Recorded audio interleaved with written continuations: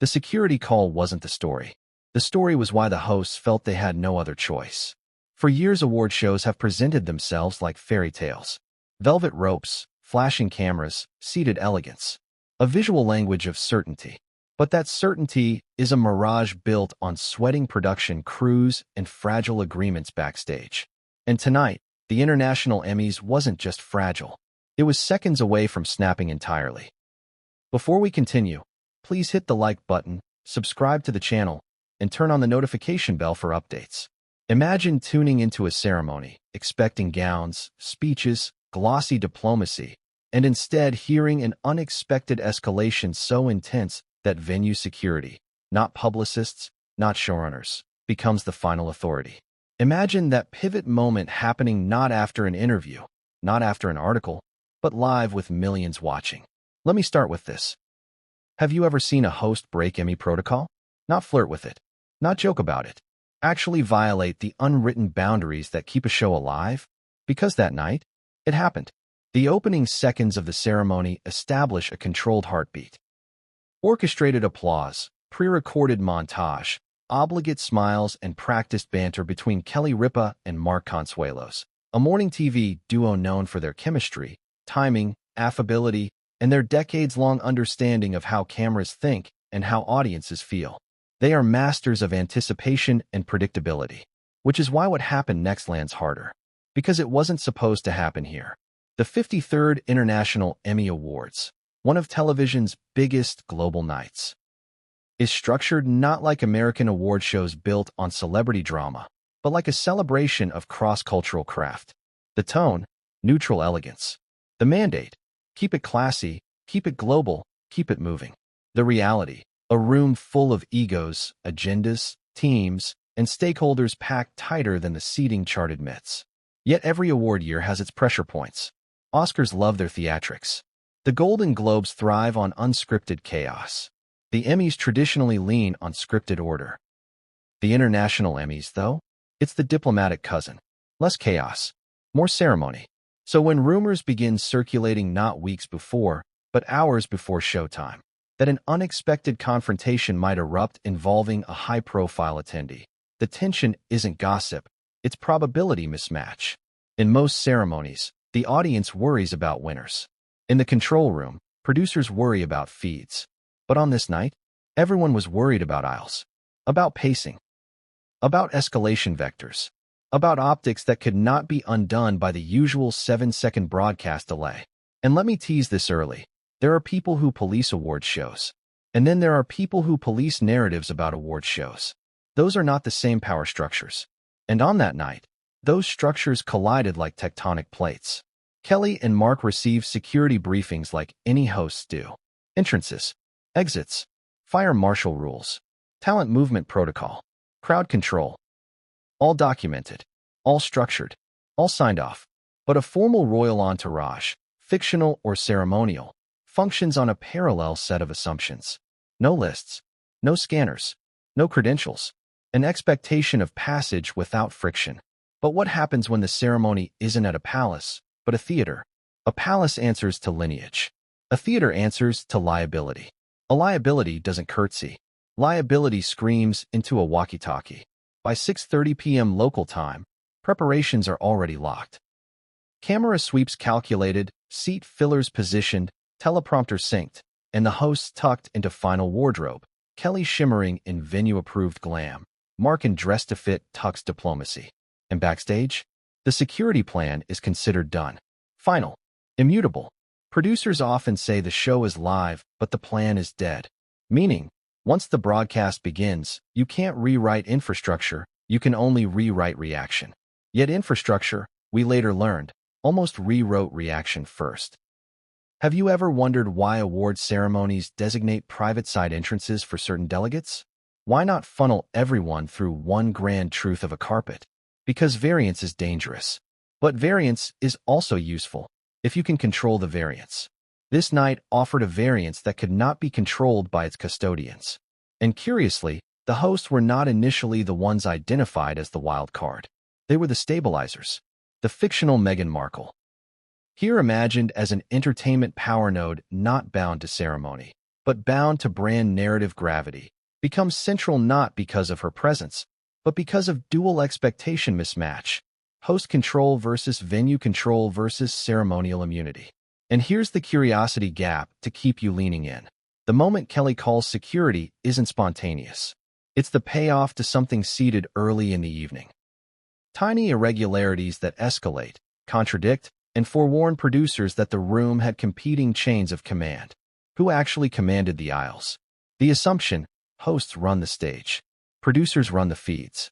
Royal aides run nothing but the story around what they run. But a venue, unlike a monarchy, doesn't negotiate symbolic authority. It enforces safety regulations, fictional or not, with non-sentimental clarity. Security personnel are present not for drama, but for compliance. Which is exactly why, when compliance itself appears dramatic, your brain goes, wait, why does this feel different? It felt different because it was different. Let me bring this directly to you. Because if this matters for an hour-long script, it must matter for your nervous system too. Would you expect a morning TV host known for charm to trade charm for enforcement? Would you expect a ceremony built on celebration to hit a tripwire moment? Would you expect cross-cultural fellowship to become a venue liability priority incident? Exactly. That's why we're here. Because once you cross unclaimed boundaries, you no longer belong to narrative curation. You belong to the people in earpieces, clipboards, and emergency plans, whose job is keeping the ceremony on air even if individuals must walk off. So why does this story matter? Because it is a story of pattern violation. Not minor, not anecdotal, architectural. A breach not in a newspaper, but in expectation physics. Short, punchy truth. No one gets escorted out of the International Emmys. Longer truth. Unless expectation physics breaks entirely. And what actually makes this hour script worthy is not the act of removal, but the revelation that award show diplomacy, monarchy narrative curation, and building compliance operate on fundamentally different authority stacks. And for one night, within one auditorium, we witnessed a fictional reenactment of what happens when those stacks contradict. Contradictions are story rockets. Contradictions are audience Velcro. Contradictions are how we keep 28,000 to 30,000 words from getting boring. And I'll leave one more breadcrumb here without spoiling the meal. The reason the hosts felt they needed security wasn't one moment. It was a chain reaction. A show isn't an explosion. It's a fuse. This was the fuse. Have you ever sat on a red carpet side entrance waiting to be called forward? Most people will never see that hallway. Never smell that limbo air. It smells like disinfectant, stress cologne, and bottled water. This is where stakes turn real. Not symbolic. Real. In a theater, your name isn't precedent. Your presence is precedent. And if your presence disrupts the event, other precedents activate, called procedures. Why does the audience boo louder than any host commands? Because an audience is not one organism. It is the sum of permissionless decisions. A host asks for permission. Security enforces permission. An audience gives permission to no one but itself. And this night gave permission to the unexpected. The ceremony begins in polite volume, but polite volume is easily destabilized by psychic rumor current. Let me ask you, if someone whispered to you that a shocking confrontation may erupt tonight in a show you assumed would be polite, would you sit differently in your chair? Would you lean closer to your screen? Would you keep watching for an hour? Yes, that's called a curiosity gap. And on a 1-hour script, curiosity gap is oxygen. This night matters now because it tells a larger story.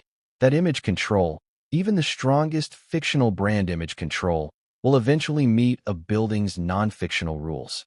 Liability, safety, and broadcast continuity don't care about titles. They care about exits being clear and feeds staying clean. If this had happened at a studio lot, PR teams would have resolved it. If it happened at Buckingham Palace, royal protocol would have resolved it. But the International Emmys? It answers to the venue, not pedigree. And right before the broadcast begins, if you stood in the green room, which is a strange halfway point between triumph and staging, you would feel the invisible math of risk. It was thicker that night. Notice how in stories we make you care before we explain why you care? That's intentional. That's retention design. Because if you cared only after understanding, you'd click away before the 5-minute mark. But we make you care by mystery, then reward you by discovery. For a 28,000 to 30,000 word script, You must care from atmosphere, not exposition. The hosts are stabilizers. They have built a brand on warmth. Yet warmth has limits when venues enforce safety liability stacks. So tonight, the merit of the story is not that security is called. The merit is that the gap between expectation, authority, title, room mood, liability, and host charm collapses, fictionally, until venue compliance becomes protagonist. And this is where I tell you what others didn't see coming. The Emmys delay feed is 2 seconds. Human intuition delay is 6 seconds. Bureaucratic immunity delay is 30 years. Building compliance delay? 0. You can walk by lineage. You can broadcast by charm. You must exit by law. So let's tee up what you must expect from this hour. Diplomacy will fracture. Venue immunity is nullified. Host chemistry will mask tension until mass drop moments reveal contradictions, and audience psychology, not royal psychology, will determine room sentiment. And I leave you with a closing mini cliffhanger for this introduction section. The cameras were ready. The audience was ready. The hosts were scripted. But under the Emmy podium, someone had installed a panic button tied not to teleprompter, not to London, not to publicists, but to building compliance. And the first person to notice was not a royal aide. It was security. Why was there a panic button under the Emmy podium? That was the question floating through production hours before the lights hit the stage. We already teased it. But now we rewind to understand the real spark that made two charismatic hosts feel like protocol was optional and safety was law. Because without that spark, there is no fuse. And without a fuse, there is no story that keeps someone glued for 60 minutes straight. The 53rd International Emmy Awards had never needed removal protocol rehearsed for a royal title holder, not even hypothetically. The International Emmys is classy, curated, polished like a diplomat's handshake. Yet diplomacy is an illusion enforced by stage managers and sensible shoes. And on this night, sensible shoes weren't enough. This was about stacks of power. Who owned the moment? Hosts. Who owned the building?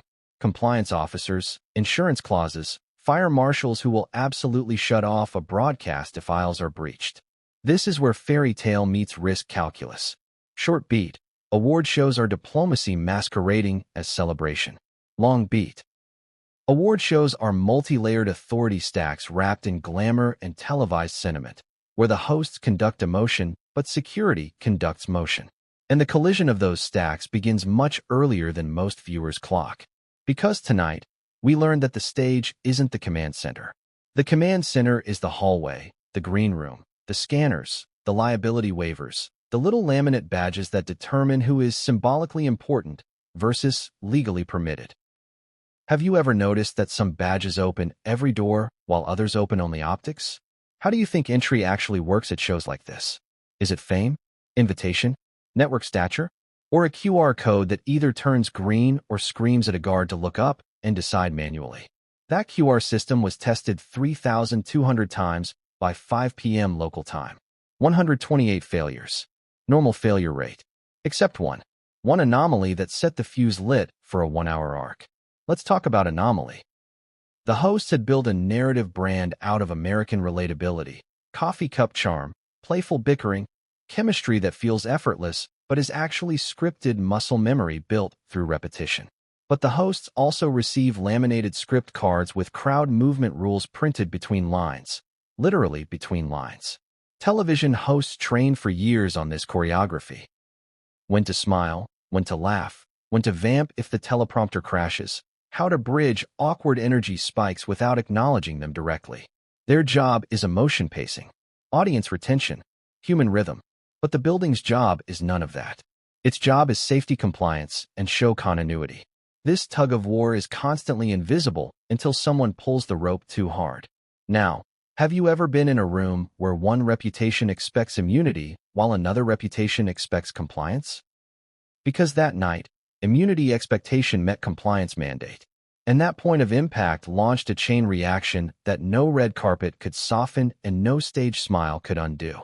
Backstage security at the International Emmys is built to intercept physical variance, not narrative variance. That means interruptions are treated like physics, not like press conferences. No speeches, no interviews, no rebuttals, just lanes, timing, and flow. The security chief that night oversaw a team of 47 guards, 12 supervisors for biometric operators, 2 fire compliance officers, and 1 broadcast liaison whose job was literally to call go/no-go for event unfolding. Who actually holds authority if a removal must occur? The liaison. Not London. Not Hollywood. The liaison. That's the reveal for later. But the seed for it? Badge failure anomalies. Let me ask you directly, do you believe in pattern violations? That stories of charm masks can hide infrastructure cracks until the cracks hit stage lights? Because that's exactly how this fuse burned. At 5:38 p.m., venue scanners flagged 3 irregular badges being used by the same entourage attempting a delegated pass-through. Delegated meaning 1 person scans for 3. That's fine if approved. But tonight it wasn't approved. Why? Because an approval stamp that was always printed on the International Emmy badge template was missing on all 3. Template failure, entourage error, and 1 badge belonged not to a seat filler, not to a publicist, but to someone the room would be discussing by 9 p.m. global trending. The badge printed, attendee guest row F17. But the name, we will fictionalize here, sat in one of those anomalies. She scanned with someone else's credential, one guard said. No, she scanned with a delegated group pass. Well, the delegation header approval stamp is missing. A missing stamp should be small drama. A footnote. Except in a theater where missing stamps are liability triggers. That's fact 1. Then fact 2 collided immediately after. Entourage structure mismatch. The hosts were told 18 VIPs would use the left aisle entrance after the red carpet broadcast transitions. That was planned. But the badges flagged were from a separate authority stack that had no aisle plan filed, despite reputation gravity. That's contradiction 1. And contradictions are rockets. Kelly joking later. If it's laminated, it must be legit.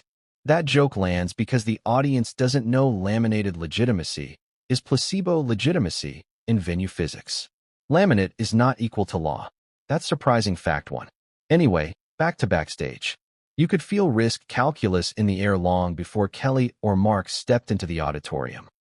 It smells like mint tea, hairspray, last-minute seam fixes, and the unmistakable synthetic citrus tang of nervous energy from production staff who know cameras pan only when the building doesn't ban. The building had never banned camera pan. That was the real anomaly. Now let's talk about 2 people who could break narrative order without breaking building order. That is the core emotional foundation of why the story matters. Because hosts, unlike royals, unlike Hollywood entourages, unlike studios and networks, are forced to acknowledge reality mediation stacks when something breaks physics. That night, the hallway was physics. At 6:02 p.m., the backstage entry list, the definitive venue law, was printed on A2 cardstock, pinned with red thumbtacks on a corkboard next to dressing bay 4. 23 pages, 212 names. 2 royals, fictionalized for story beats, were on it. 17 studio executives. 43 nominees. 89 press. 61 operations staff. 0 delegated group badges without header stamps. Meaning, the template irregularity was not just unapproved. It was untemplated. That's surprising fact 2. Template irregular badges weren't listed anywhere on the master sheet. Unlisted badges are fire marshal trigger classification. This is where drama begins physically, not verbally. A guard must escalate unlisted badge breach. Here's a visual to ground you. The main carpet entrance was 160 feet long, 2 escalators away from security. A vast optical runway instance. Royal aids, fictionalized, expected pass-through as long as cameras were rolling. But the venue doesn't evaluate optical runway. It evaluates exits. Exits are legal protagonists. So that night a mock directive went out. If any unlisted guests attempt unified delegated entry pass-through without compliance header stamps, do not emotionally escalate in aisles. Escalate to supervisors first. But narratively, emotion was already escalating. The fuse moves from hallway to auditorium like this. At 6:44 p.m., seat fillers were assigned briefing to audit emotional contagion in first 30 minutes of broadcast. Because seat fillers are storytellers without microphones. Their mission is pacing applause waves so cameras pan smoothly. But tonight something else was pacing applause waves, rumor waves.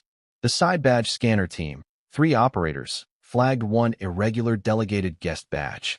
It printed, Guest Row F, 17 delegated pass-through. But delegated to whom? And header stamp filed where? Nowhere. Nowhere is a contradiction. Audience Velcro. You might already know the name we fictionalize here, but let's not spoil the fuse. Instead, you must understand that this ceremony is built on dual movement pacing stacks. Narrative pacing conducted by hosts and auditorium flow pacing enforced by security compliance officers.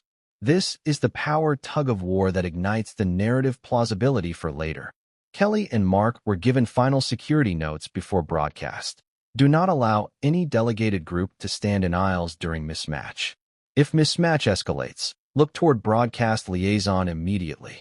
But the audience? The audience had permissionless jurisdiction. Have you ever watched 3,200 people decide something emotionally before lists decide something legally? Because that auditorium had 3,200 seats, 294 nominees and guests, 1 broadcast fuse, 1 liability framework, and 1 attendee whose presence was already splitting feeds conceptually before physically splitting aisles. Kelly would later joke, too soon for cameras. This isn't Buckingham. This is broadcast compliance. But the audience laughed later. Not at first. At 7:03 p.m., the host walked on air scripted order. But the lamination scanners backstage flagged an unlisted delegated badge entry attempt only seconds before the broadcast. But scanning wasn't aisle. Aisle was auditorium. So once the attendee wearing the badge, fictionalized here, stepped into aisle formation sentiment, physical narrative contradiction ignited. Let me ask you directly. What happens when narrative authority, venue authority, and audience authority disagree for the first time ever in 53 Emmy years? Do cameras curtsy? Do aisles negotiate? Or does security walk forward as narrative protagonist because legal protagonists outrank optics protagonists? And that is exactly why this story matters and why it will matter for 30,000 words narrated our design. By telling you logic before payoff, we buy your loyalty for payoff later. That's retention tactic 1. Tactic 2. The audience booed when they sensed a mismatch in authority stacks long before they sensed a mismatch in personalities. Room mood is radar for story rockets. Kelly Ripa had not planned to call security. But planning stops mattering once anomalies spike liability stacks. And anomalies hit stage lights like missiles. But the anomaly started earlier. In the hallway. On a laminated badge. Stamped by no one. Listed by no one. And what would come next? Unlisted, unstamped, unapproved narrative gravity colliding with American host power physics while global cameras watched. But what came next would change everything, and no one saw it coming. Have you ever wondered what happens when a rumor has better seating than a duchess? Because that night, before any guest crossed an aisle, a rumor crossed the broadcast delay and sat down comfortably in front of 3,200 pairs of eyes. We're moving past the unnoticed badge anomaly, and now into the unnoticed room anomaly. Because the real fire doesn't start with paper. It starts with perception. You see, everyone assumes award ceremonies collapse because of unscripted moments. A mic that drops. A joke that misfires. A winner who insults someone in the front row. But that night, the structural instability began not on screen, but on seat. In the seat assignments. In the subtle but unmistakable politics of point-of-view camera cuts. In the way a room learns something before the rest of the world does. Kelly and Mark weren't just hosts. They were pressure valves. 2 people who could vent narrative tension so the building didn't have to vent physical tension. But pressure valves only work if the container accepts pressure to begin with. And that container? It was rejecting pressure before the opening monologue ended. Short spike. The audience is the most powerful writer in the room. Long spike. The audience is the liability if no one mediates its emotional pacing architecture. Because actors have scripts. Hosts have beats. Royal entourages have expectations. But audiences? They have instincts. And that instinct woke up early. About 5 minutes too early. Imagine the scene, 7 p.m. The auditorium hums like it always does before the broadcast begins. A room pretending to be composed. The textured fabric of polite conversation layering the air. The kind of atmosphere that makes you subconsciously think everything is fine until awards get boring. But then a contradiction reveals itself not as a headline, but as a seeding current. The kind of current you can't laminate or stamp. Because the master seating list was printed, pinned, immutable, and the producers thought it was done. Final. Dead plan. But someone had swapped seats conceptually, long before seat fillers swapped them physically. And here's the surprising fact that made the situation more sticky. Seat fillers weren't just fillers. They were censors. You see, seat fillers, especially at a show like the International Emmys, diplomats masquerading as a ceremony, are assigned to maintain applause pacing. You know those transitional claps happening between awards, camera pans, reaction shots? They're coordinated by human metronomes placed physically in the room. Their job is micropacing. Tactic 1 for retention: you don't let applause drag. You let it flow. But that night, the applause was flowing off schedule, off broadcast rhythm, off diplomatic tone, off seat assignment physics. Not because of speeches, because of mismatches in point-of-view camera angles. Producers often joke, where the camera cuts, the narrative lives. Meaning, the person a broadcast focuses on becomes the person a room cares about, instantly. But the room doesn't know why it cares yet. It just knows it does. That's retention tactic 2, by the way. Make the audience emotionally invest before explaining context. It buys you minutes. Many minutes. Infinity minutes. Let's talk about what was whispered later on. At 7:14 p.m., during one of those microbeats Kelly had to maintain, a camera operator accidentally cut the reaction shot to the wrong VIP row. Wrong as in, audiences are allowed to see it. But the personal publicist network claimed seat immunity was priority, placed in row F17. But the camera cut didn't. It cut to row D04, and then cut back. But the audience saw it. That 2-second cut? That became the story's spark point for later conceptual authority violation. Because you see, at ceremonies where everyone knows the rules, optics are fragile but stable. But at ceremonies where only some people know the rules, optics become contested territory. And territory becomes drama fuel. Harmless fuel. Soft fuel. The kind of fuel that seems like fluff later, but is retention architecture now. Let me ask you directly. Have you ever noticed that red carpets aren't about carpets? They're about aisles. Not about aisles. About exits. On this night, exits were law long before carpets were glam. Anyway, let's talk about the main attendee fuse. Meghan Markle, fictionalized here for storytelling beats, was part of 2 seating plans. One filed by producers. One assumed by reputation gravity. But gravity doesn't negotiate with scanners. Scanners negotiate with permissions.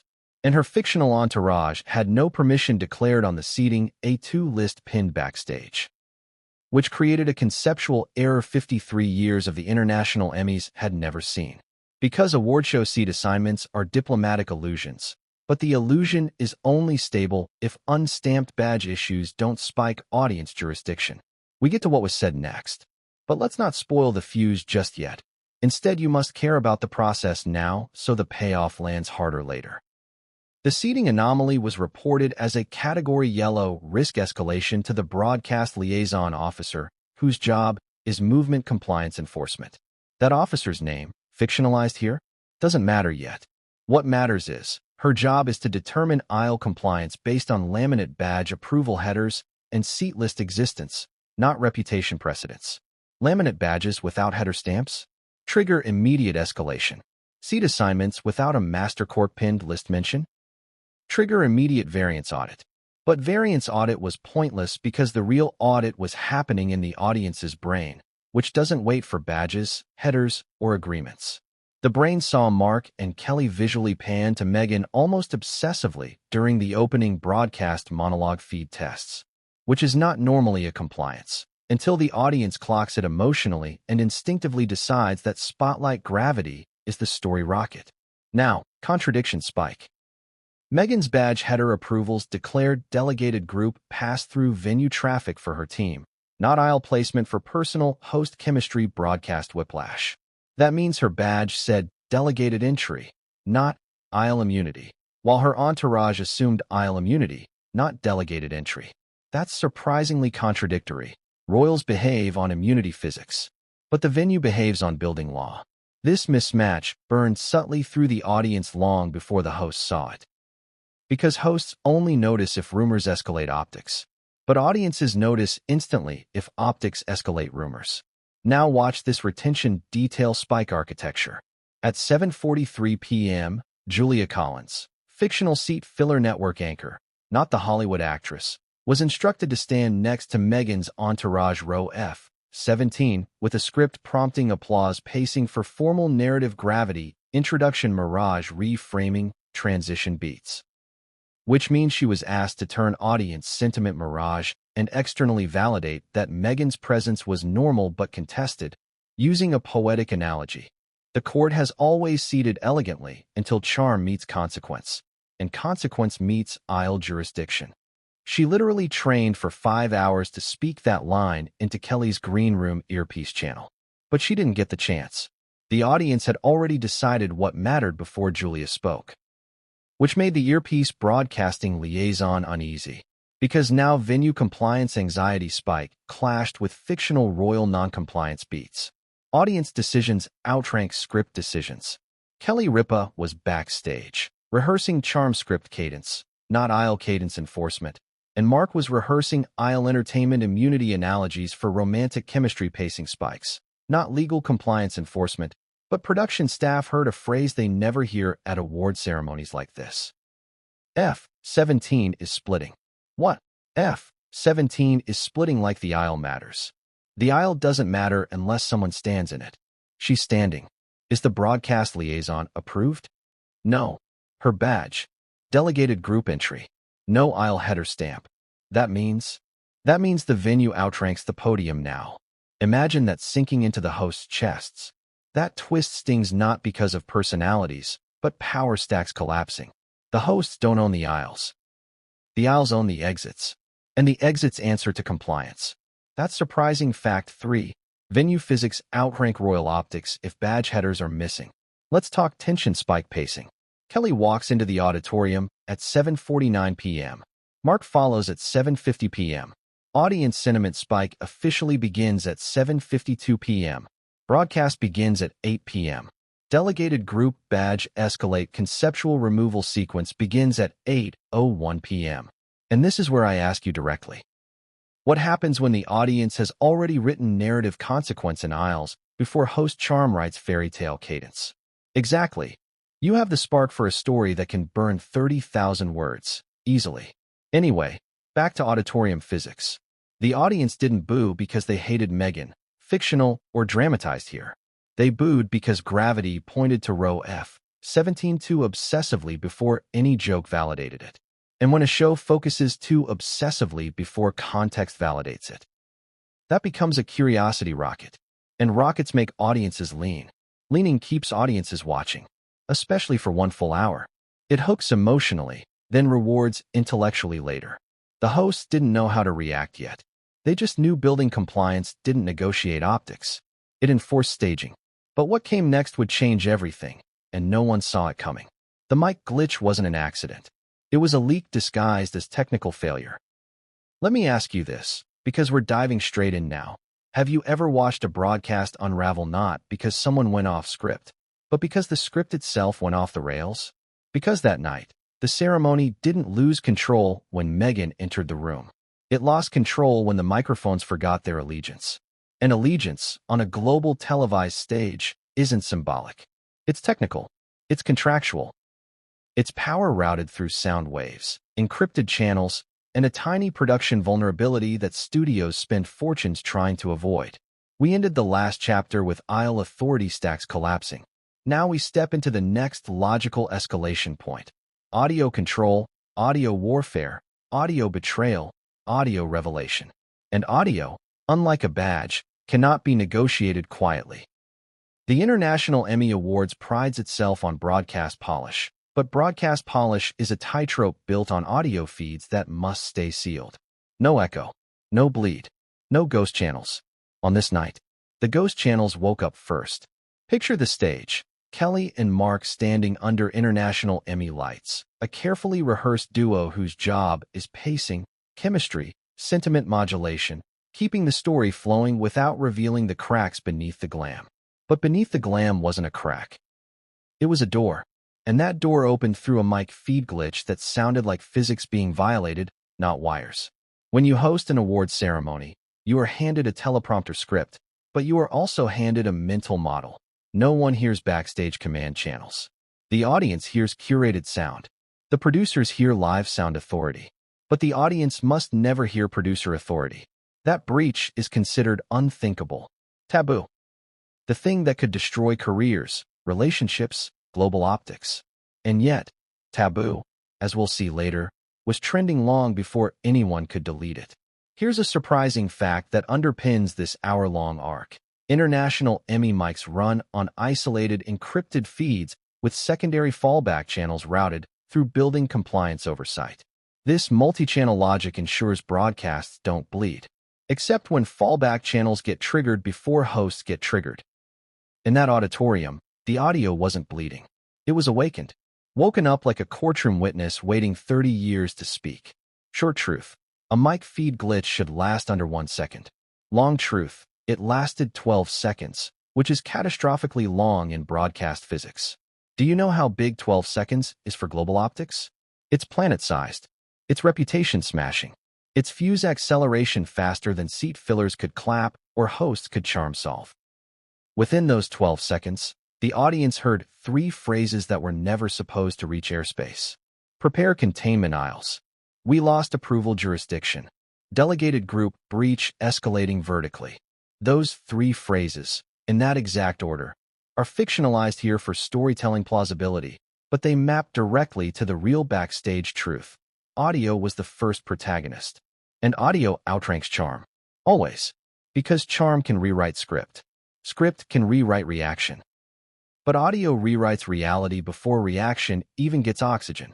Kelly's smile didn't flicker at first because mic encryption fails soundlessly unless fallback channels activate. But fallback channels activated that night because someone tried standing in aisles too soon, too obsessively, too unstamped.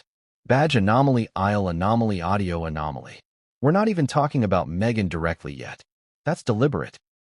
Retention architecture for long scripts begins by making you care about infrastructure cracks before you care about personalities. Let me stay with you on this question. Would you expect romantic TV hosts known for charm to fight audio protocol ghosts? Or would you assume ghost channels belong to royal aides checking exits first? Because this story rocket burned from perspective mismatch. Kelly and Mark would later learn that the unauthorized delegated pass-through immunity chain assumed on behalf of brand gravity title holder, whose presence outranked a 2-card seating list's pinned thumbtack on corkboards, but whose mic header stamps were missing from insurance-filed stacks triggered fallback encryption channel activations. That is the text equivalent of earpiece speech, but human language merges compliance logic rhetorically collapsed physics heartbeats, 2 complex auditorium data dense uncertainty stacks. Let's slow that down. Because if you don't understand this pacing, you won't appreciate the payoff later. Building compliance doesn't care about titles. It cares about audio tracks being sealed.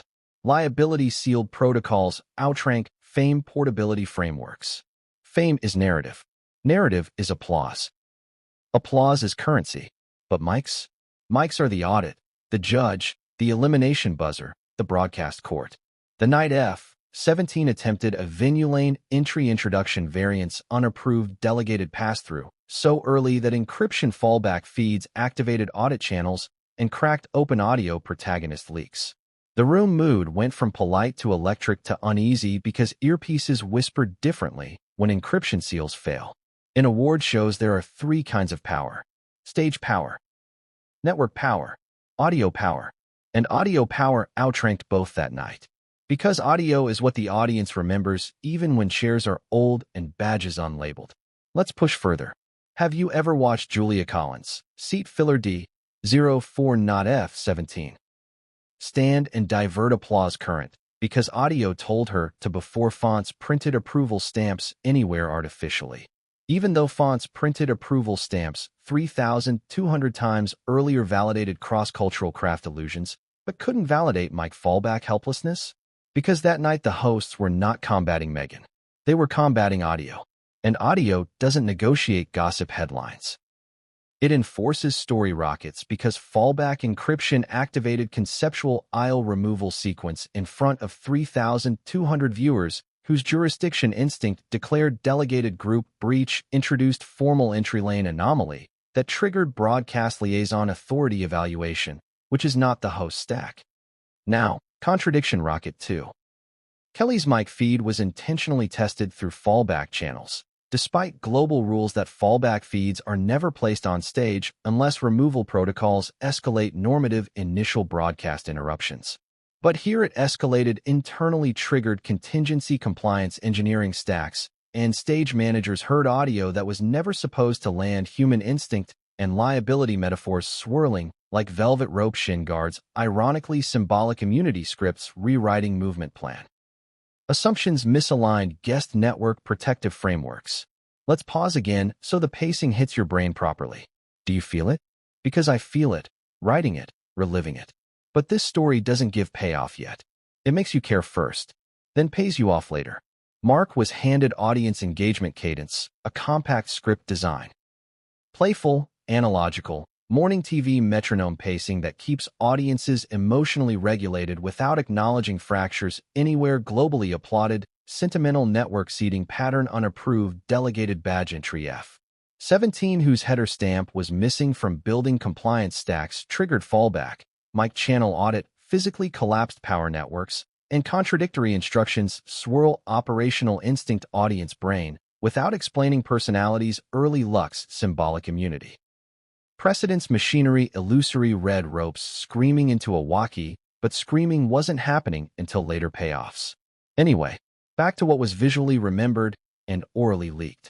At 8:03 p.m., 3 broadcast monitors backstage flagged Kelly's mic channel 02, normally broadcast audio, and channel 05, normally isolated encrypted production order, merging unexpectedly, causing a 12-second audio ghost leak that delivered compliance officer movement evaluation stacks authority command radio crackles legally based on venue insurance liability override.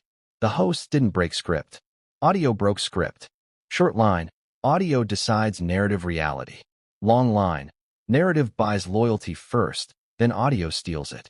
Let me ask you, do you believe an audience can forgive a personality offense faster than it can forgive authority stack mismatch delivered through audio feed leaks that trigger panic button escrow aisle removal sequences? 53rd year, first ever in International Emmy history, where security outranks charm and audio outranks diplomacy. Illusions seated rendered elegant until encryption fallback forces allegiances to be spoken aloud involuntarily. Because that happened exactly like that. The hosts were radar. Security was enforcement. Audio was protagonist. But what came next would change everything, and no one saw it coming. They had practiced the entrance walk for months. But entrances are theater lies told by publicists in heels. Exits are laws told by guards in earpieces. Do you really think power arrives with a sash and a title? Or does power arrive with a camera angle and a theater insurance liaison who can shut off your mic before you finish blinking? Because that auditorium was asking that question before Kelly even inhaled for her opening cue line. The audience didn't know they were asking, but their bodies did. Shoulders tense, chins raised, eyes calculating who, exactly, would become the narrative protagonist for the next hour of global applause physics. And in a 1-hour script, global applause physics is everything. Let's rewind from the audio sabotage we just survived and walk you into the next escalation. Meghan's arrival, engineered not for ceremony, but supremacy of reaction shots. Not carpet. Reaction.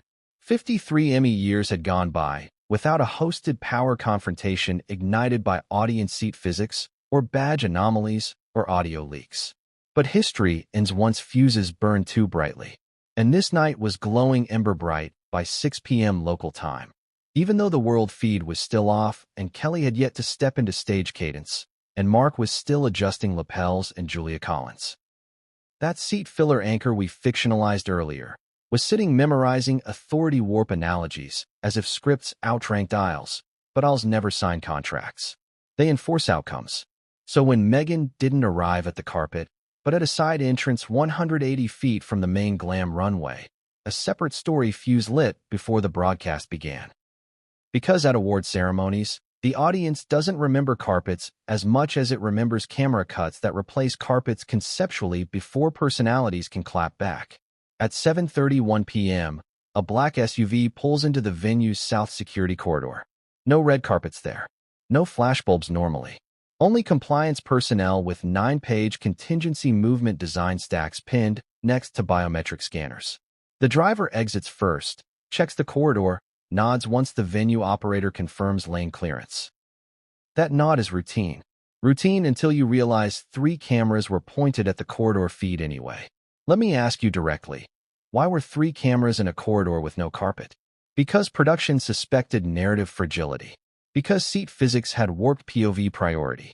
Because badge and mic anomalies had created category red escalation frameworks. And here's your first surprise for this chapter.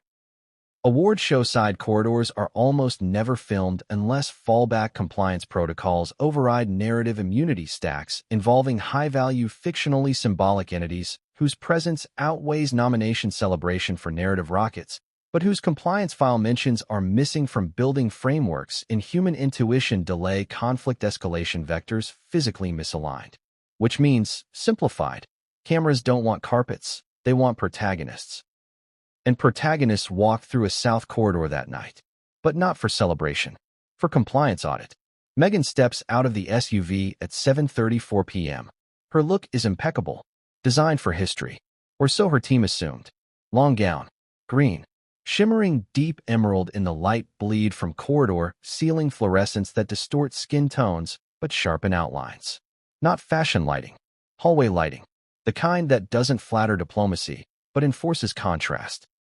And that contrast mattered narratively because Kelly and Mark's first real reaction to Meghan wasn't in the auditorium. It was in the green room broadcast preview monitor where a 2-second live feed glitch earlier had already signaled authority warp vulnerabilities in audio encryption fallback channels. And vulnerability is narrative oxygen. Short line, she steps forward without waiting for her escort. Longer line, because escorts are narrative accessories until compliance escorts become law. Her fictionalized entourages were one step behind, which was weird.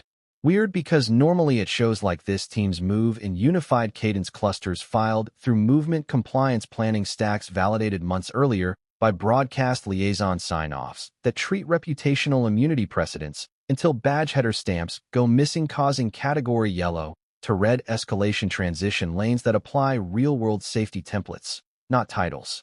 Let's go into fashion symbolism. Because this matters for 30,000 words later. But now it matters for your brain's eyes. Her outfit choice that night was designed to evoke authority synergy, regal but relatable. A Duchess meets Hollywood glam narrative curation. But narrative curation requires badge curation first. And she had no badge curation. Delegated group badge approval header missing, flagged 3 times by biometric scanners that don't evaluate outfits. Only identity header stamps. The outfit was impeccable. The identity file, incomplete. The thing most viewers don't know, advantage retention spike, is that Kelly Ripa and Mark Consuelos were hosting a television ceremony that was itself covering 53 legal territories, compliance liabilities, insurance precedence frameworks. Delegated immunities assumed for diplomats nominated structurally to prevent aisles being occupied prematurely by any attendee powerful narrative anchor nodes latently, but whose header stamp was 100% missing triggered error chains that are passed to building security before passing to stage security, whose job is feed. Continuity and aisle immunity only when filed preceded earlier rumors seeded. Simplified, her badge didn't match her gown. But the gown wasn't the violation. The badge was. At 7:36 p.m., a seat filler near row A03 whispers. She didn't wait for camera cue? At 7:37 p.m., a guard whispers. Her badge header stamp is missing. At 7:38 p.m., a producer whispers.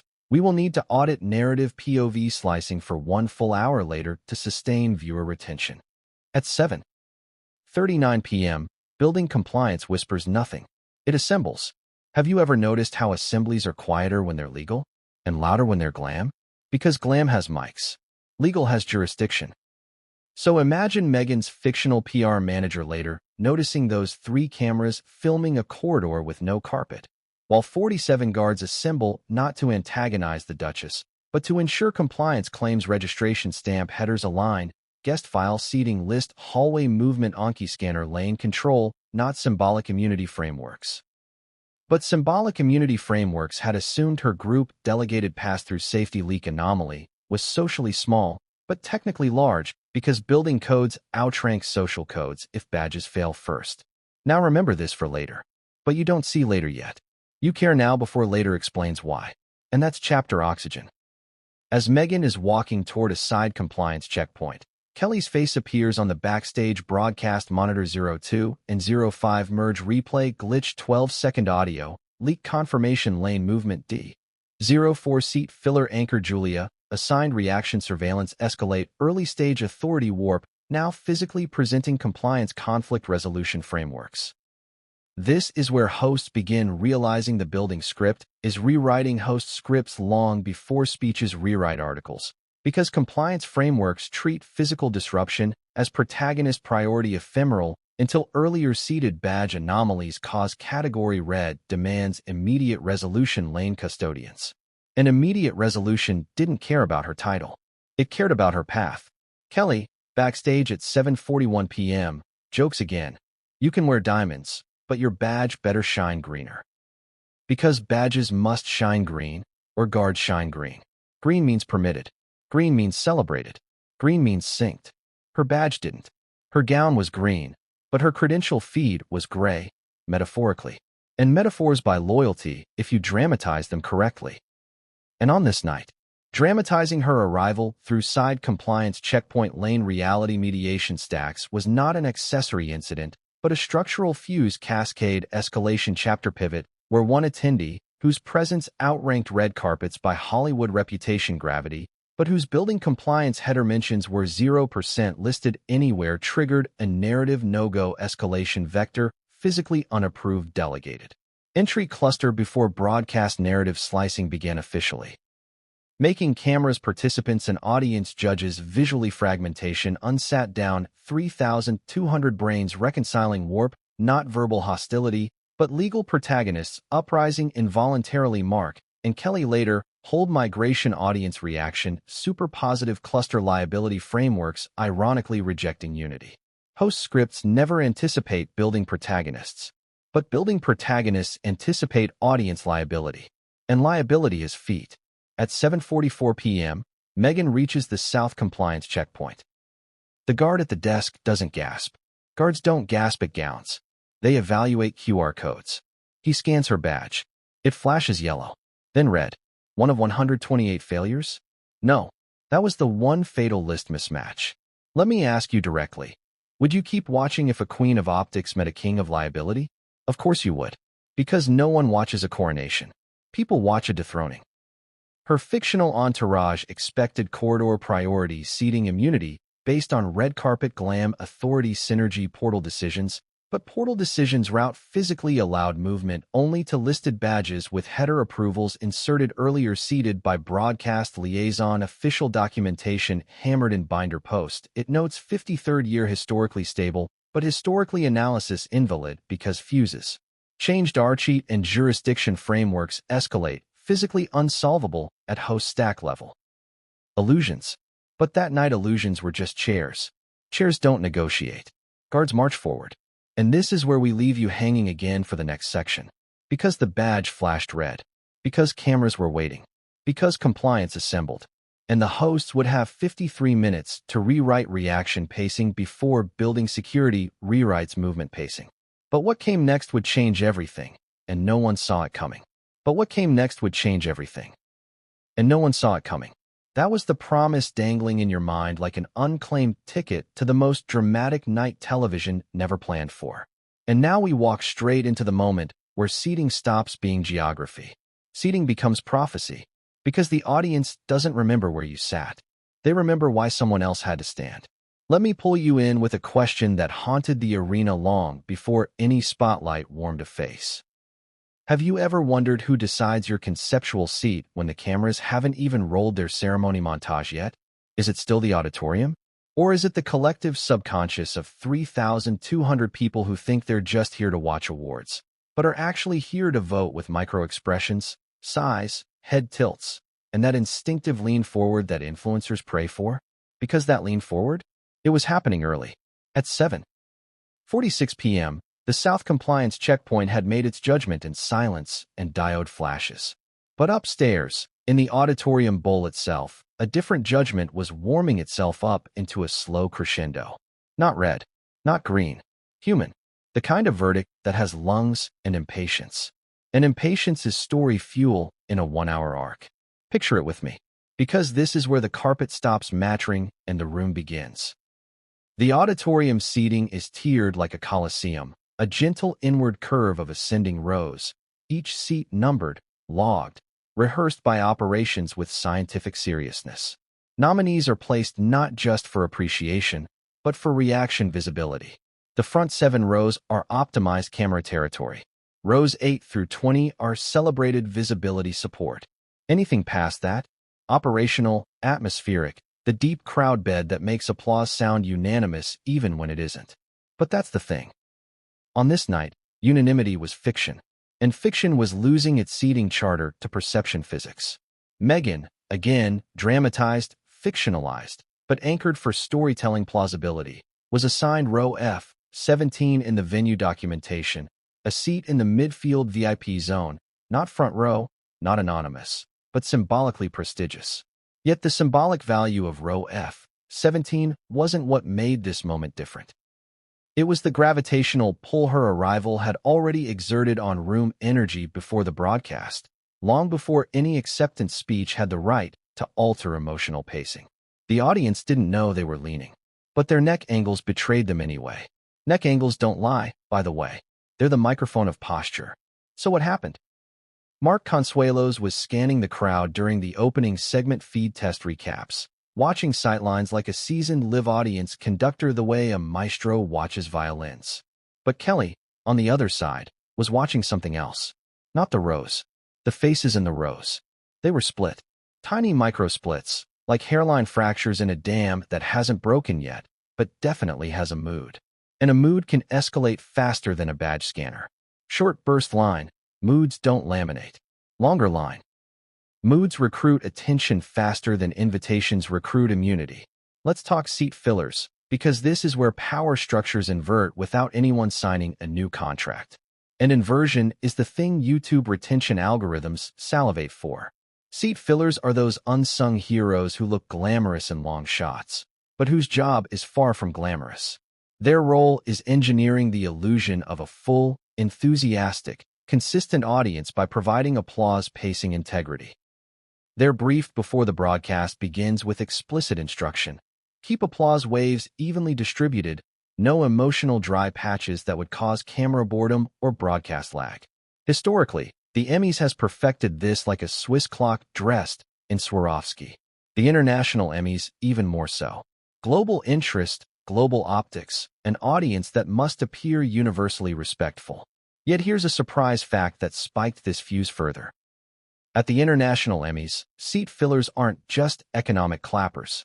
They're narrative temperature barometers. Because they're placed next to influential power nodes, celebs, royals, networks, culturally memorable faces. The goal? Create applause cues that feel organic but are invisibly seeded by emotional beats. They literally read the room feeling fabric and support it sympathetically. But on this night, sympathy had been outranked by curiosity. And curiosity is emotional caffeine on a 1-hour arc. Imagine that.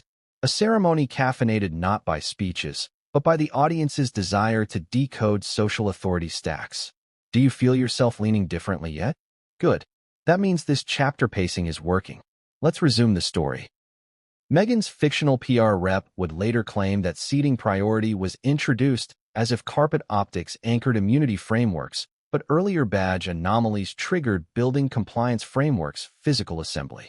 But the hosts had no immunity extension for mythical aisle jurisdiction optics superscope illicit entry lanes at award show first-person broadcast reinforcement.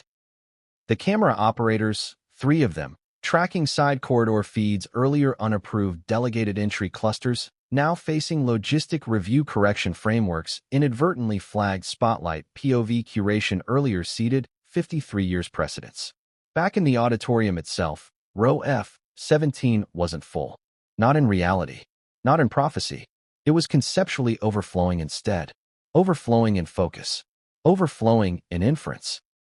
Overflowing in unverified gravitational legend whispered ear to ear between seats as award feed introduction began. Have you ever been seated by inference before being seated by invitation? That was the auditorium mood at 7:50 p.m. Because three-seat fillers from Operations Bay 2 were instructed to audit emotional contagion spikes in audience posture patterns due to earlier badge scanning anomaly frameworks, inflicted building compliance protocols, and POV microphone freeze lane share, which would later need fictionalized dramatization. But for now, you care about the current, not the explanation. And the current went like this. At 7:52 p.m., a seat filler stood up unexpectedly during montage playback feed tests, contravening official audience applause pacing, but initial violation not directed at Duchess, but indicator of room instability and producers' file movement authority reverse stack evaluation. This triggered stepped compliance officer call to building security due to missing badge header approvals for delegated pass-through cluster, as each cluster must file seating. But clusters don't file dresses. Dresses file stories. And stories file crowds if crowds smell a clashing of authority stacks early.